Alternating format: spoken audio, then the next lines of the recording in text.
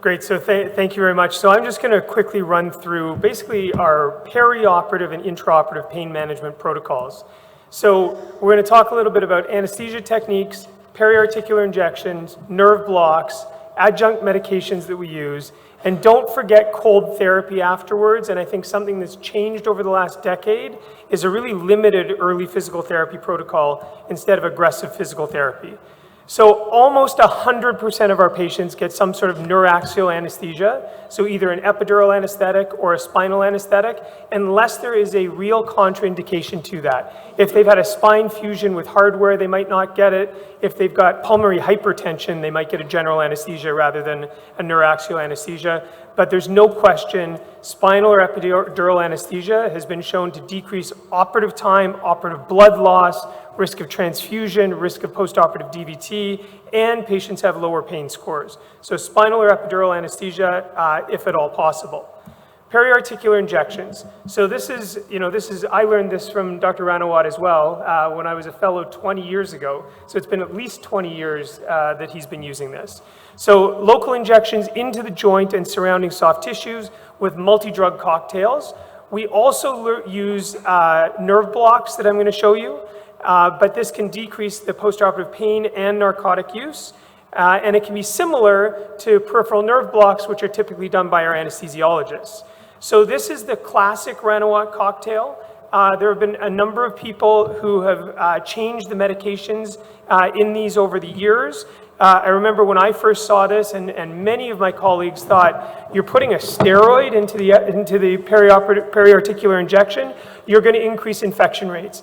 Well, this has been done probably hundreds of thousands of times now over the years, and there's been no increase in risk of periprosthetic joint infection with depomedrol in the cocktail, although some people will use medications like ketorolac instead of a steroid. There are alternative options. People have talked about liposomal bupivacaine. It was popular in the United States for a few years. Really, it's turned out it's more expensive and it doesn't do any more. And now people are looking at extended release bupivacaine with meloxicam as a combination. So just a quick reminder, this is basically just to show people that you want to spread out that injection throughout the joint. You want periosteum, you want posterior capsule, you want the whole soft tissue sleeve. I would just warn you, be careful in the posterolateral corner of the knee. You will get some people that will wake up with a foot drop. It's not a permanent foot drop, but it makes everybody anxious for 24 hours. So be careful in the posterolateral corner of the knee. So we also use peripheral nerve blocks. This is just injecting local anesthetic around the peripheral nerve. It can be done as a one-time injection, or it can be done with a catheter left in for several days. We used to use femoral nerve blocks. That was standard of care at HSS for many years. The problem with a femoral nerve block is it has both a sensory and a motor component, and patients were at risk of falls. So that's given way to the adductor canal block, which is a very common block done at HSS, which is the saphenous and anterior femoral cutaneous nerve in the adductor canal, which leaves you functional ability to use your quad. And just for everybody to remember, this is what the adductor canal looks like. You've got the saphenous nerve right next to the femoral artery and vein. So this is typically done by our anesthesiologist under ultrasound. This is the sort of coverage that you get with it. What is notable here is this is not the whole leg, right? This is just anterior and medial portion of the leg. We've done a number of clinical trials with our anesthesiologists looking at femoral nerve block versus adductor canal block. No difference in pain, better function with the adductor canal block. We've also done adductor canal block plus periarticular injection, and it looks like the adductor canal block plus periarticular injection is better than just one of those. So doing both has been better than just one. And more recently, our anesthesiologists have included a block called an IPAC block, which is infiltration between the popliteal artery and the capsule of the knee joint. It's also done under ultrasound guidance, and although it takes a little bit of time to do it, our anesthesiologists have gotten very good at doing it. So we've actually now looked at periarticular injection with adductor canal and IPAC block, which some people will say it was overkill, but has decreased pain even further.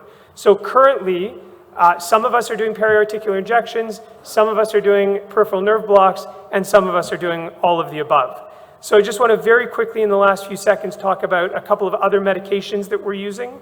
So we looked at duloxetine, which is Cymbalta, to see if we could decrease the use of narcotic pain medications after surgery. And what we showed in this graph here is that we could decrease narcotic use by almost 50% on people that took Cymbalta once per day for 2 weeks. So this was 160 patients that we looked at in this study, one dose per day for 2 weeks. And you can see clearly the reduction in narcotic pain medications. You can run into hyponatremia with duloxetine. So people who start with a low sodium, I'd be very careful with this. Cold therapy, I tell patients at least 4 times a day, 20 minutes at a time. Some patients will use it 10 times a day. Ice is your friend. No side effects, decreases pain, decreases swelling. And lastly, limited early physical therapy. We used to push people very aggressively with range of motion right away after surgery. We've decreased that now. So really in the first week after surgery, patients are up and mobilizing, walking around, but not doing any aggressive physical therapy. So what do I do today? Regional anesthesia, adductor canal and IPAC blocks, periarticular injection, cold therapy, conservative physical therapy in the first week. You add all of those together and patients have a much more pleasant recovery from their knee replacement. Thanks very much.